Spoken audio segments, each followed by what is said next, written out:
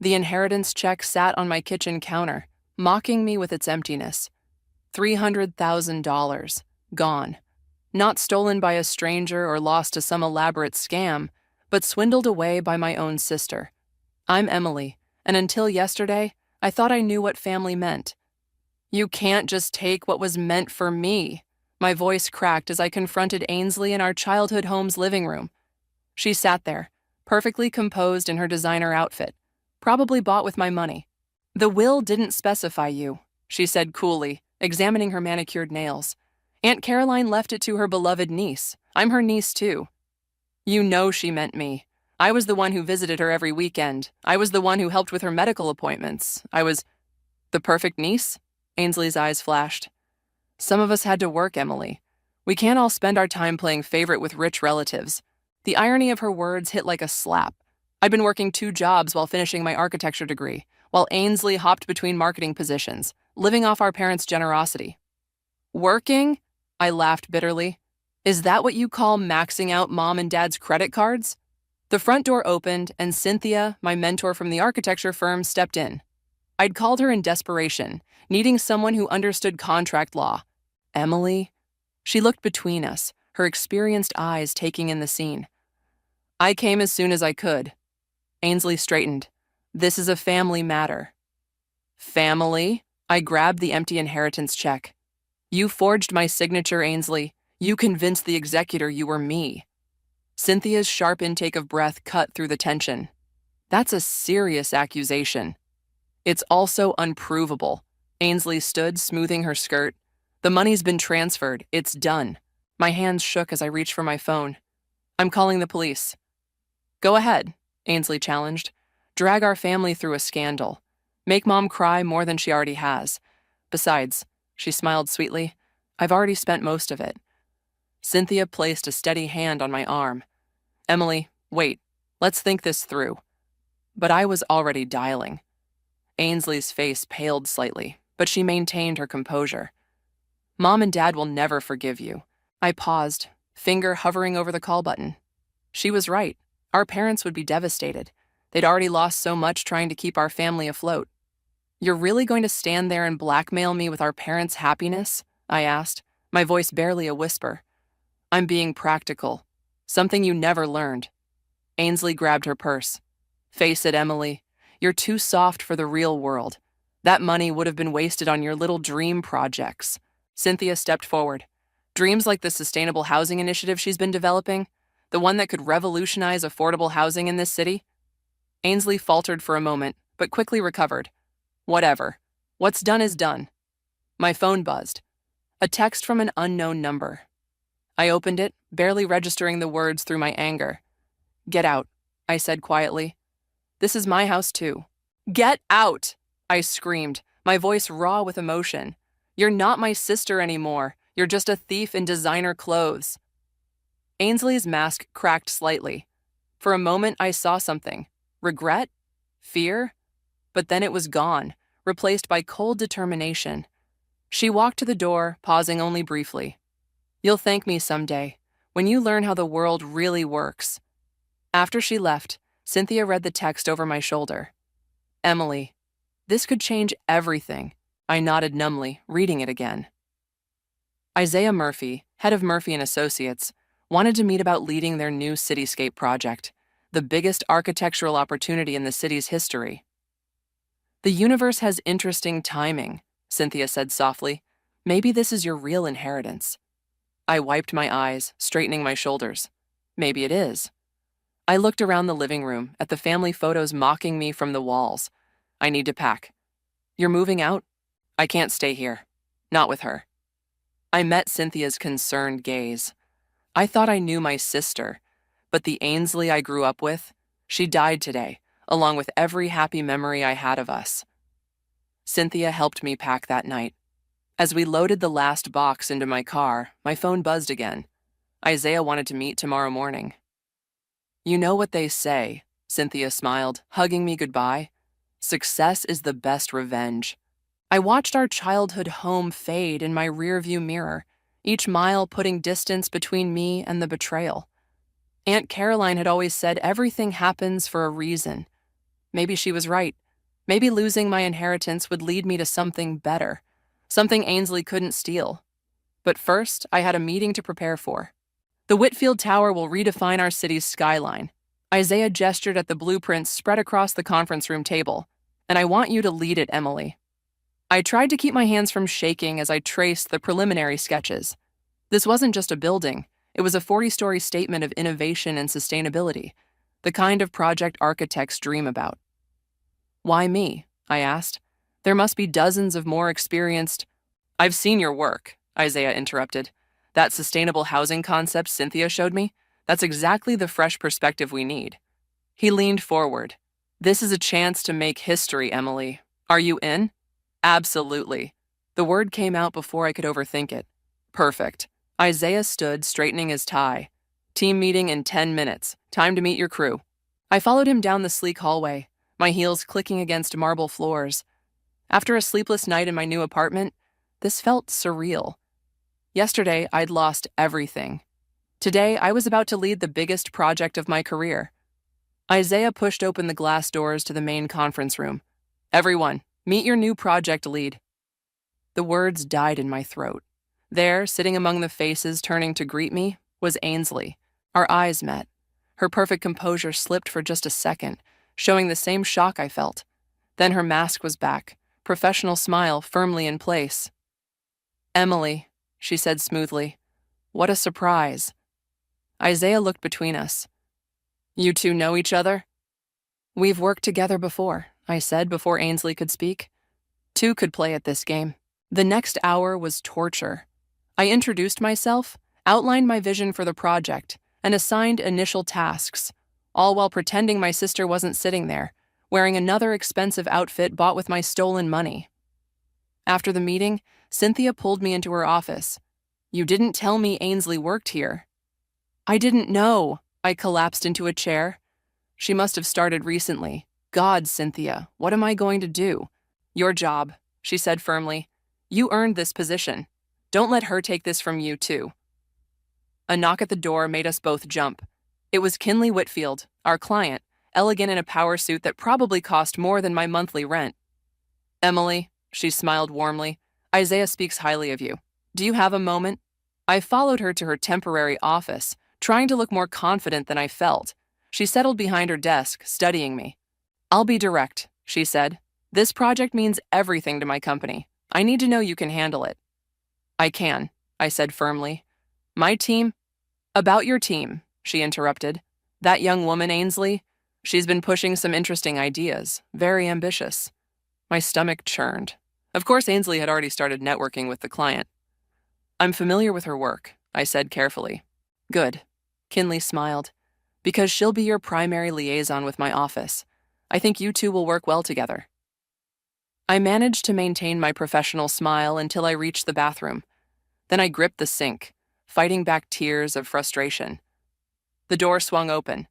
Ainsley walked in, checking her lipstick in the mirror. Congratulations on the promotion, she said casually. Though I have to wonder how you managed it without Aunt Caroline's money. Unlike you, I earn things honestly. She turned to face me. You know, I was surprised to see you here. I thought you'd be too busy filing police reports. Don't worry, I straightened, meeting her gaze. I found a better way to handle things. Oh? Her eyebrow arched. And what's that? You'll see. I moved toward the door, then paused. By the way, Ainsley, I noticed some errors in your preliminary reports.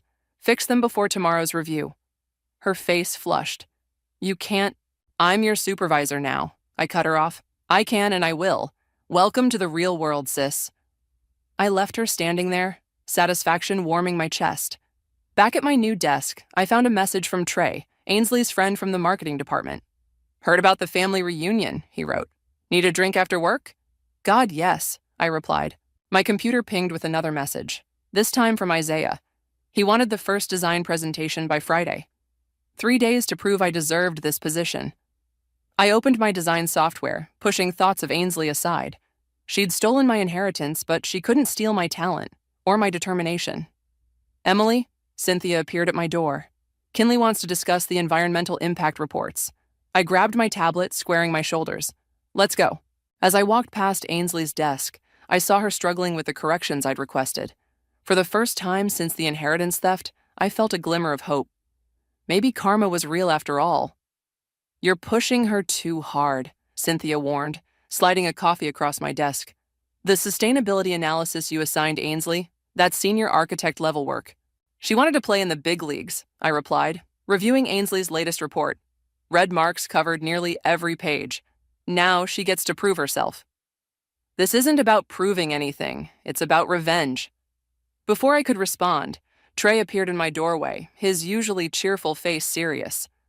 "Emily, we need to talk about Ainsley's workload. Not you too." I rubbed my temples. "She has the same assignments as everyone else." "Really?" He dropped a stack of papers on my desk. "Because I've seen everyone's task lists. You're giving her the most complex calculations, the tightest deadlines.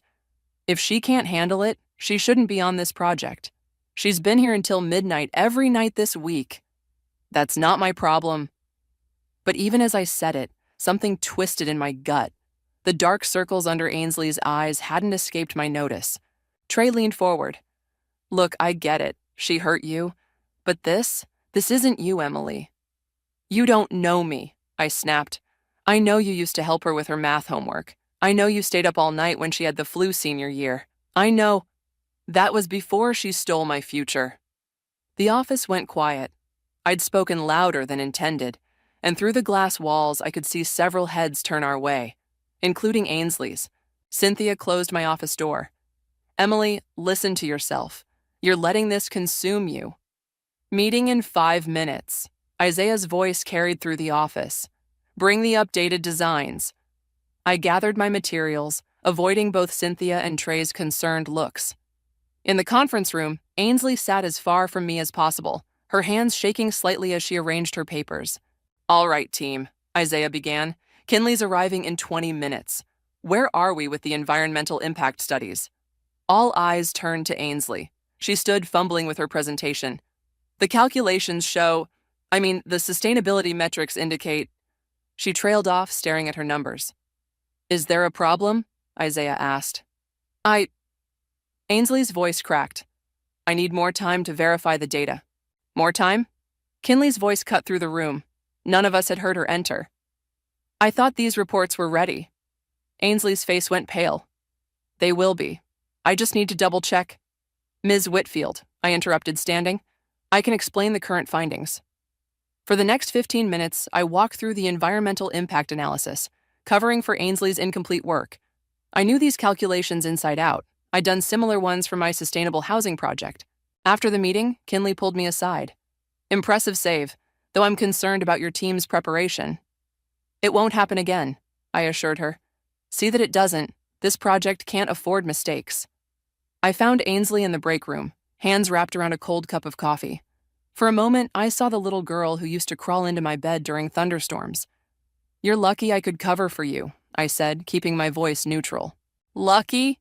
She looked up, eyes red-rimmed. "You set me up to fail. I gave you work you claimed you could handle."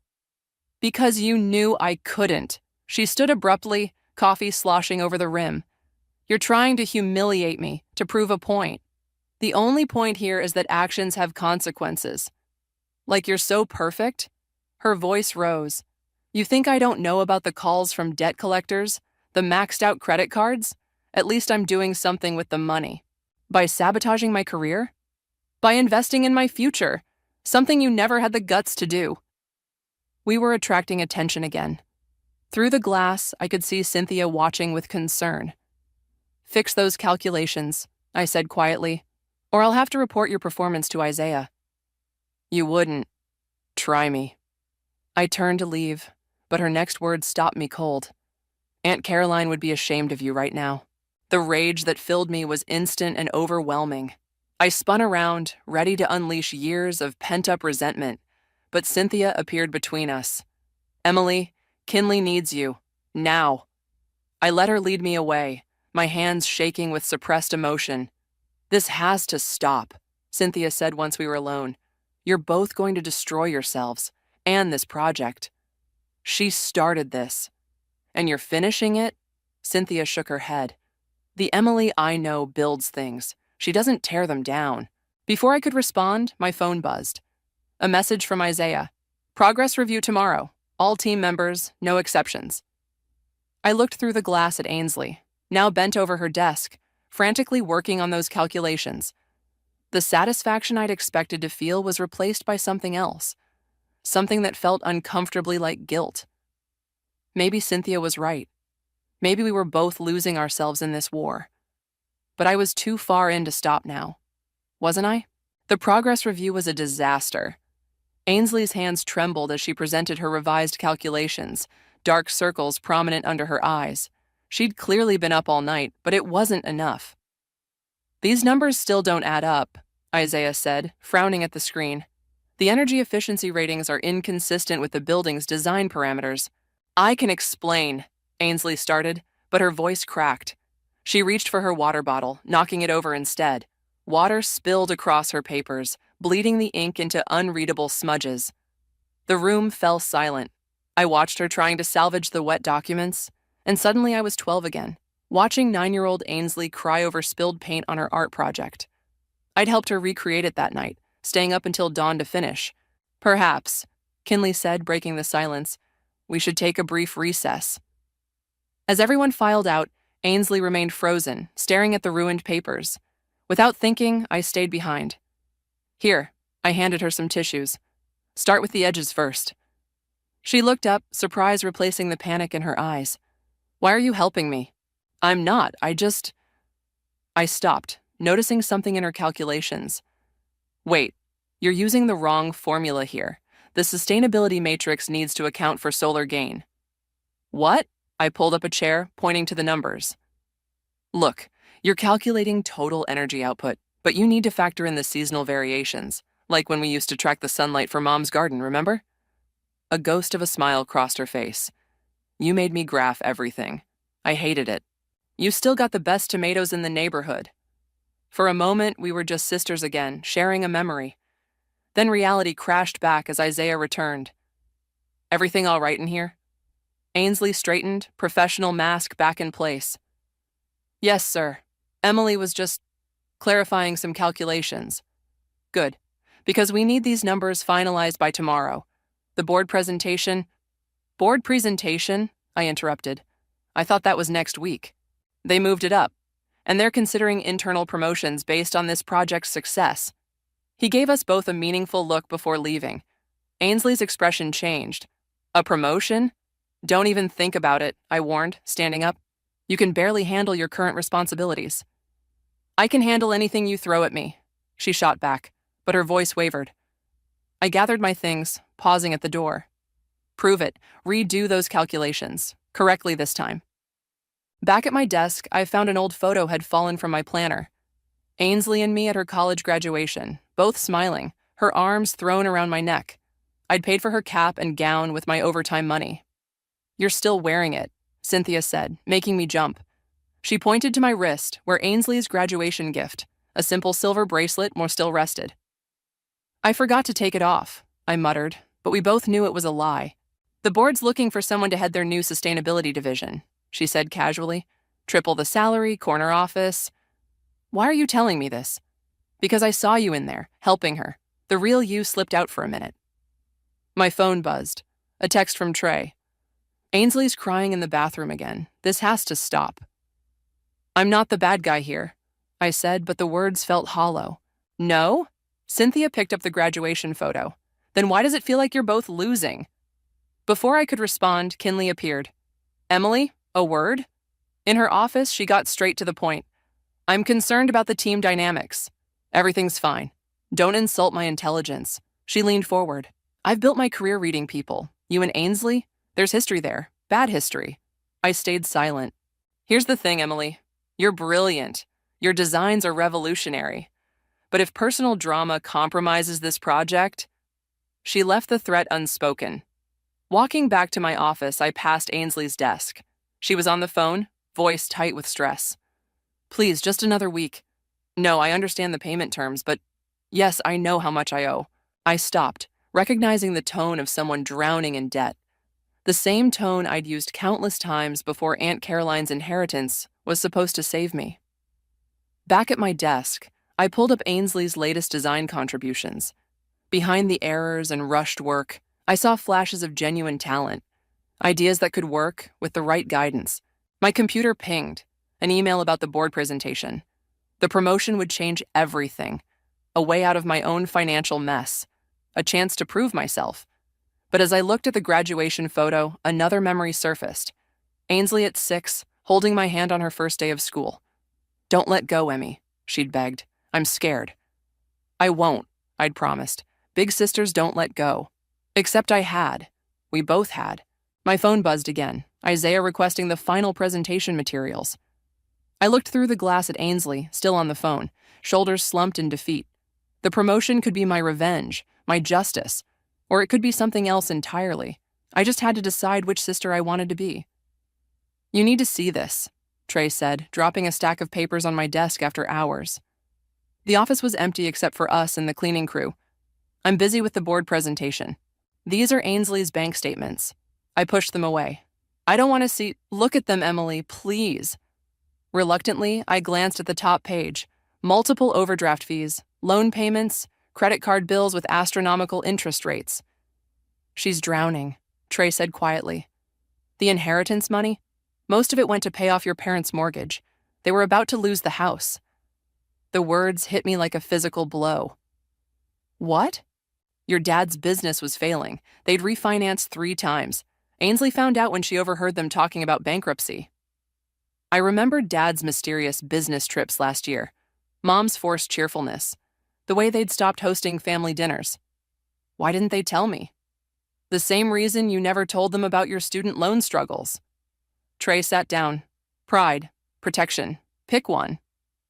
"But why didn't Ainsley just tell me the truth? Would you have agreed to give up your dream project money to save their house?" I wanted to say yes, but we both knew the truth. That sustainable housing initiative had been everything to me. "She's not sleeping," Trey continued, barely eating. "Between the project workload and the guilt—" "Guilt?" I laughed bitterly. "She doesn't feel guilty." "Really?" He pulled out his phone, showing me a text conversation. Ainsley's messages were time-stamped 3 a.m., filled with self-loathing and regret. "I destroyed my relationship with Emily forever," one read, "but I couldn't let Mom and Dad lose everything." My throat tightened. She still had no right. A crash from the hallway interrupted us. We rushed out to find Ainsley on the floor, surrounded by scattered papers and her broken laptop.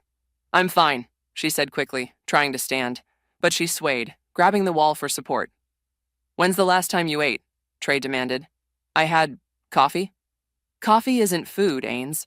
"I have to finish these revisions," she mumbled. "The board presentation is in 2 days," I found myself saying, "and you're no good to anyone if you collapse." They both looked at me in surprise. "Come on," I sighed. "There's a diner around the corner. We'll get food and then—" I hesitated. "Then we need to talk." 20 minutes later, we sat in a worn booth, Ainsley picking at a grilled cheese sandwich while I stirred my coffee. "Why didn't you tell me about Mom and Dad?" I finally asked. She stared at her plate. "You were so excited about your project. Every time you talked about it, your whole face lit up. I couldn't—" "So you decided stealing was better?" "I decided saving our parents from homelessness was better." She pushed her plate away. "You don't know what it was like finding Dad crying in his office, watching Mom try to sell her jewelry. I had to do something.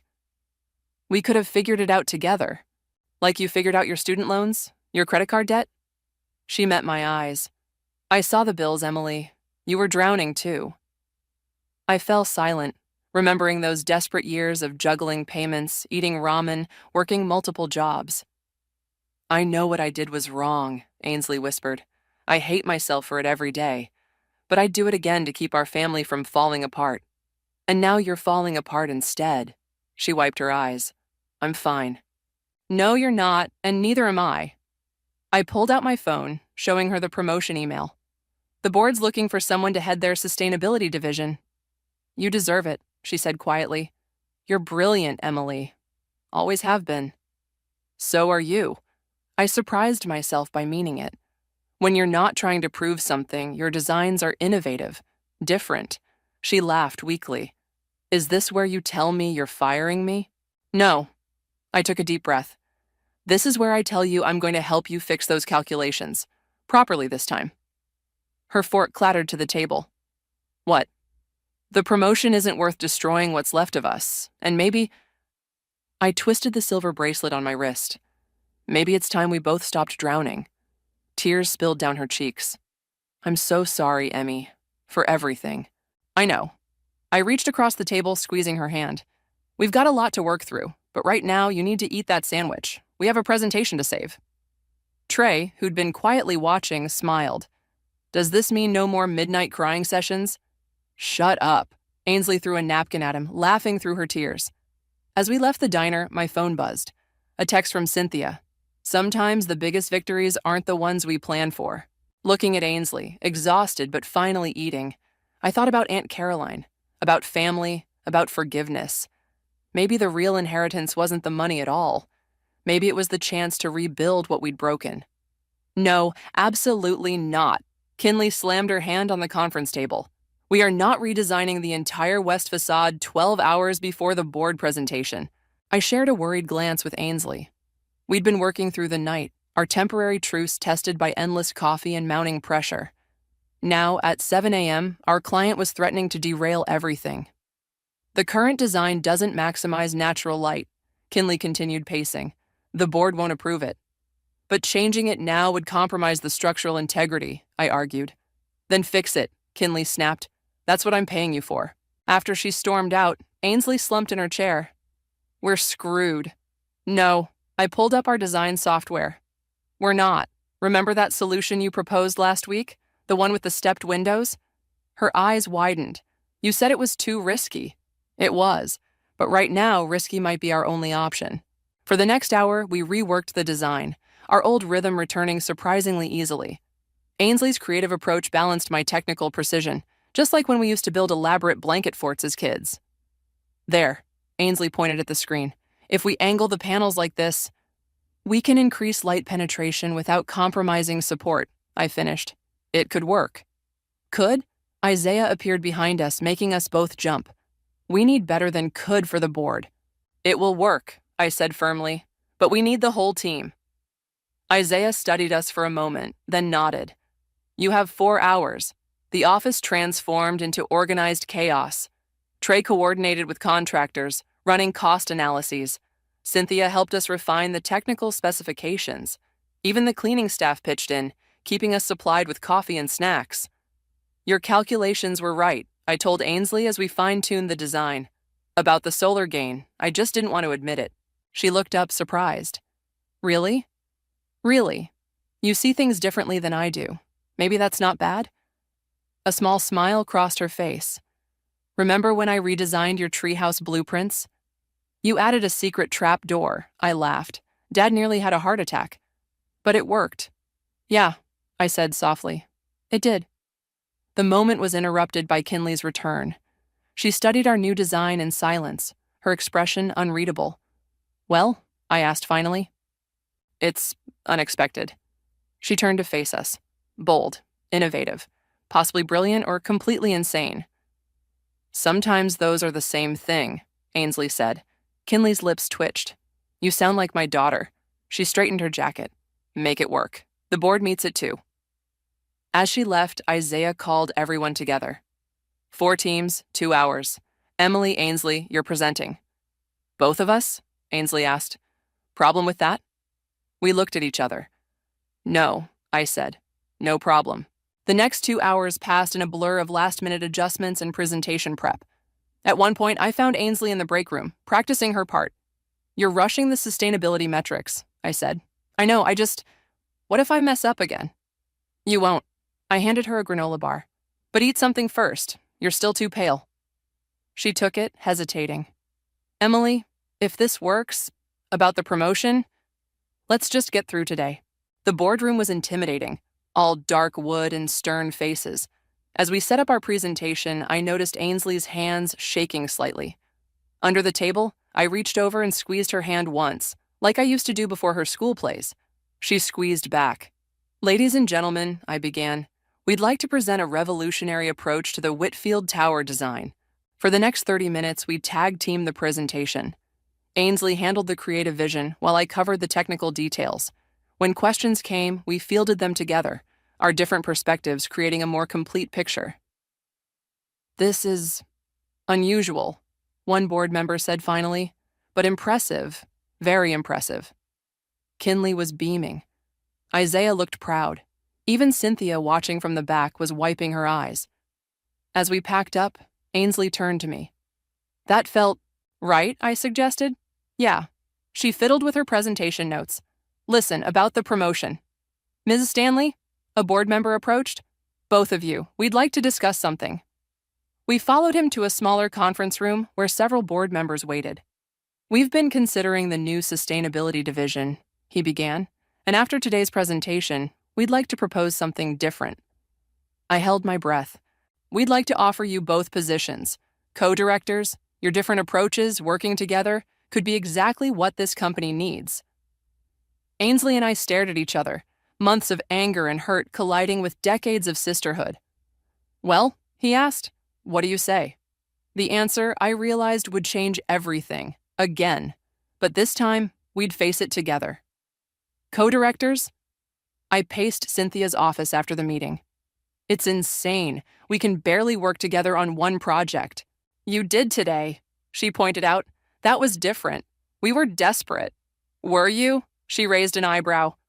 "Or did you finally stop fighting each other and start fighting for something?" Before I could respond, Ainsley burst in. "We need to talk." "I'll give you two some privacy," Cynthia said, heading for the door. "No, stay," Ainsley said. "Please, we might need a witness." I crossed my arms. "A witness for what?" Ainsley pulled an envelope from her bag. "This is a cashier's check for the inheritance money." My heart stopped. "What?" "I've been working with a financial advisor. Sold my car, my designer clothes, took out a loan." She held out the envelope. "It's not all of it yet, but it's a start." My hands shook as I took it. "Why now?" "Because I can't start something new while carrying old guilt." She met my eyes. "I was wrong, Emily. So wrong. And I'm not asking for forgiveness, but I am asking for a chance to make it right. By throwing money at it? No." She took a deep breath. "By being honest about everything." For the next hour, she laid it all out.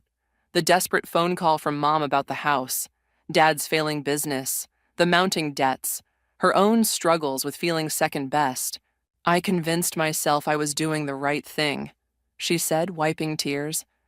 "That saving the house was worth losing my sister. But it wasn't. Nothing was worth that." "Why didn't you just talk to me?" "Because you always fix everything." She stood, frustrated. "You're the responsible one, the successful one. I wanted to be the hero for once, to prove I could solve problems too. By creating bigger ones? I know I screwed up everything, and now they're offering us this amazing opportunity and I don't deserve it and—" "Stop." I held up my hand. "Just stop." The office fell silent. Through the glass walls, I could see our colleagues trying not to stare. "You're right," I said finally. "You screwed up. Massively, but maybe I did too. With the revenge, the impossible assignments. I became someone I didn't like very much." Cynthia cleared her throat. "If I may, I've watched you both these past weeks. The anger, the competition, but also the potential. Today proved what you can accomplish together." "It was one presentation," I argued. "It was more than that," Ainsley said quietly. "It was us, the real us, before money and jealousy and stupid pride got in the way." My phone buzzed, a text from Mom. "Heard about your promotion opportunity. Both of you. So proud." "They know," Ainsley said, seeing my expression. "I told them everything last night, about the inheritance, the house, all of it." "How did they take it?" "Dad cried. Mom yelled. Then they both hugged me and said they'd rather lose the house than see their daughters destroy each other." Fresh tears spilled down her cheeks. "They're selling the house anyway, moving to something smaller. They want us to focus on healing, not debt." I looked at the check in my hands, at my sister's tear-stained face, at the photo of us still sitting on my desk. "The board wants an answer by tomorrow," I said. "I know." She straightened. "And whatever you decide, I'll respect it. If you want the position alone, it's yours. I can find another job. That's not. I stopped, frustrated. This isn't about the job anymore, is it? No, she whispered. It's not. Cynthia stood. I'm going to get coffee, lots of coffee. You two, figure this out. After she left, Ainsley and I stared at each other across the office. Years of love and hurt and competition hung between us.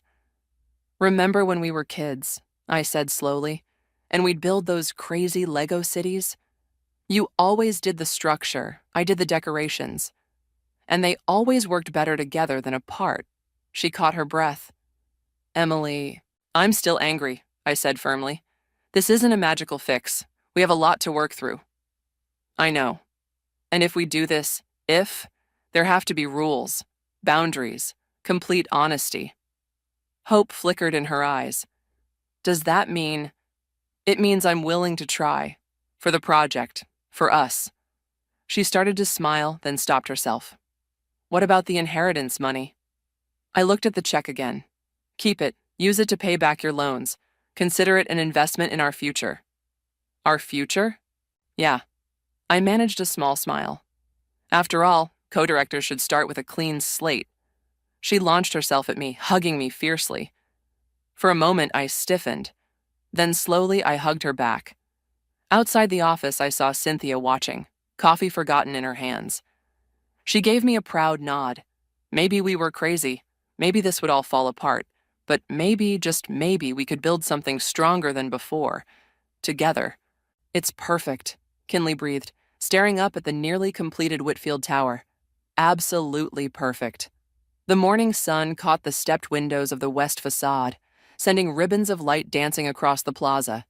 Around us, construction crews were putting the finishing touches on the sustainability features Ainsley and I had designed together. Not quite perfect, I said, checking my tablet. The solar panels on the south side still need adjusting. Always the perfectionist, Ainsley teased, joining us. The energy efficiency ratings are already exceeding projections. Speaking of projections, Kinley turned to face us. The board is very interested in expanding this design concept to other cities. My heart skipped. Other cities? They're calling it the future of sustainable architecture. Your future, specifically. She smiled. Assuming you're both interested? Ainsley and I exchanged glances. 6 months of working together as co-directors had taught us to read each other's expressions. We'll need to discuss it, I said carefully. Of course. Kinley checked her watch. The ribbon-cutting ceremony is in 2 hours. Try to decide before then? After she left, Ainsley and I walked the plaza, our heels clicking on the recycled glass pavement we'd insisted on using. Remember when we first saw this site? Ainsley asked. It was just an empty lot. Now it's going to change how cities think about sustainable development. I touched one of the living wall panels. All because you insisted on integrating vertical gardens, and because you figured out how to make them work structurally. She paused. We make a good team, don't we? When we're not trying to destroy each other, yeah, we do. A construction worker called us over to check some final details. As we worked, I noticed Ainsley kept checking her phone. Everything okay? Mom and Dad are on their way, she bit her lip. With some news about the house? My stomach tightened. Despite their plans to downsize, our parents had struggled to sell the family home. Good news or bad news? They wouldn't say, but she showed me her phone. Trey's been helping them with the listings. I smiled. Trey had become a regular at our weekly family dinners, his easy humor helping bridge the awkward moments as we rebuilt our relationships. Ms. Emily, a worker called down from above. We found something in the time capsule wall. During construction, we'd created a space for the community to leave messages for future generations. But this was different, an envelope with my name on it. I recognized the handwriting immediately. Aunt Caroline. How? I looked at Ainsley, who suddenly seemed very interested in her shoes. I found it in her things, she admitted. After everything. I asked Cynthia to help me hide it here, for today. With trembling fingers, I opened the letter. My dearest Emily, if you're reading this, you've completed your first major project. I always knew you would. Your talent isn't just in designing buildings, it's in building connections. Between spaces, between ideas, and most importantly, between people. Money can start dreams, but it can't sustain them. That takes something stronger. something I see every time you help your sister with her homework, or when she makes you laugh after a hard day. Take care of each other. Build something wonderful together. All my love, Aunt Caroline.